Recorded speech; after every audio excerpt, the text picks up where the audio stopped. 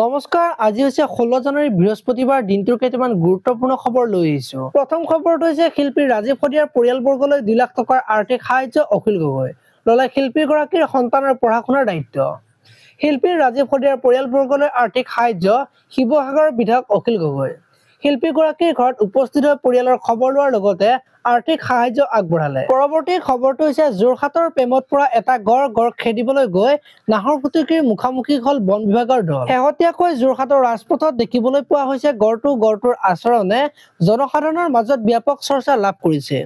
দিনৰ ভাগত হাবি জংঘলৰ মাজত লুকাই থকা গড়টো নিশা হ'লে ওলাই আহে।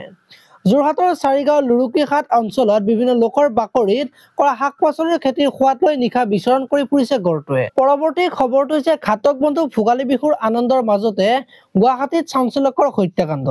4 বন্ধুৱে প্ৰাণ ল'লে ৰেপিড' চালকৰ। বিহুৰ আনন্দৰ মাজতেই নিশা মহানগৰীত চাঞ্চল্যকৰ হত্যাকাণ্ড। কাহিলীপাৰা পোষ্ট অফিচৰ সমীপত সংঘটিত হৈছে এই হত্যাকাণ্ড।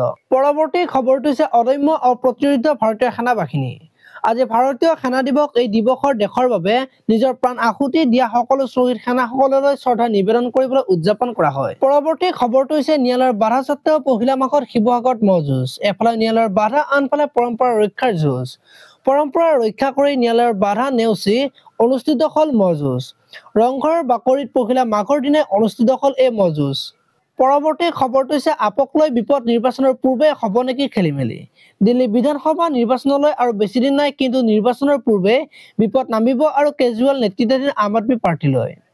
ইতিমধ্যে আপৰ বিৰুদ্ধে ৰুজু হৈছে 5টাকৈ গোচৰ। উত্তৰ দিল্লী আৰক্ষী থানাত ৰুজু হৈছে এই 5টা গোচৰ। পৰৱৰ্তী খবৰটো হৈছে পত্নী আৰু পেয়সীক লগত লৈ ফুৰিব নোৱাৰিব টিম ইণ্ডিয়াৰ খেলুৱৈ। এতিয়াৰে পৰা আৰু খেলপথাৰৰ সেই পেভিলিয়নত দেখা নাপাব বিৰাট কোহলিৰ পত্নী অনুষ্কা শৰ্মা নাইবা ৰোহিত শৰ্মাৰ পত্নীক। কেৱল ৰোহিতেই নহয়, টিম ইণ্ডিয়াৰ কোনো। পৰৱৰ্তী খবৰটো হৈছে তিতাবৰত বিধ্বংসী অগ্নিকাণ্ড, জীৱনতে অগ্নিদগ্ধ এজন।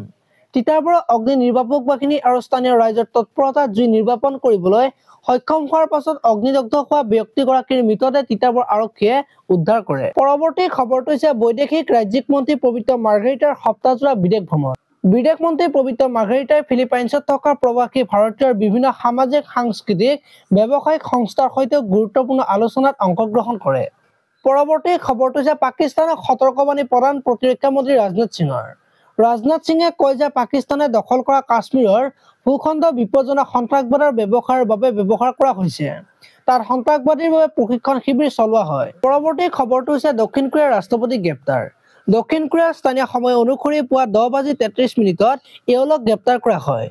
ইয়াৰ পূৰ্বে 3 জানুৱাৰীত ৰাষ্ট্ৰপতিগৰাকীক গ্ৰেপ্তাৰৰ বাবে যোৱা দলটোৱে সংঘৰ্ষত লিপ্ত হৈছিল ইয়েলৰ সমৰ্থকসকল। পৰৱৰ্তী খবৰটো চিবিআইৰ বিষয়া জড়িত গোচৰত তদন্তৰ বাবে গ্ৰেপ্তাৰ হোৱাৰ অভিযোগ ইউডি বিষয়াৰ।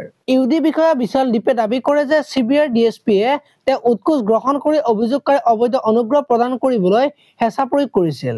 ভুৱা গোচৰ জাপি দিয়াৰ প্ৰস্তাৱ উপৰি নাকচ কৰিলে প্ৰতিকূল স্থানলৈ বদলি কৰাৰ সতৰ্কবাণী দিছিল। আজিলৈ মানে আপোনালোকে যদি ভিডিঅ'টো চাই ভাল পালে তেতিয়াহ'লে লাইক কৰিব আৰু এনেকুৱা ধৰণৰ খবৰ মই সদায় পাই থাকিবলৈ চেনেলটো ছাবস্ক্ৰাইব কৰি বেল আইকনটো প্ৰেছ কৰি দিব। ধন্যবাদ।